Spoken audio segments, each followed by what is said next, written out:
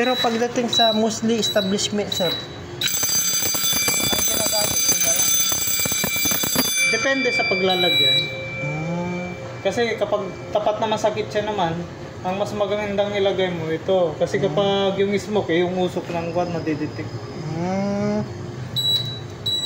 Bagutin ko na to, sir. Test natin yung ano sa... Ay.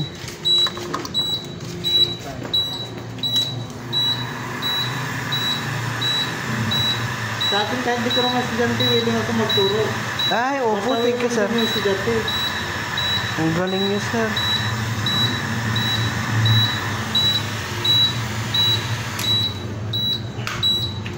Yan na yung smoke.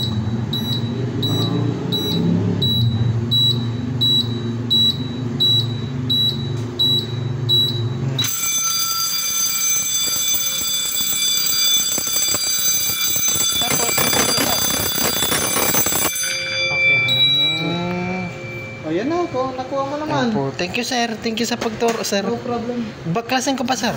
O bukas na? Bukas na. Opo. Yan, ipasok lang natin.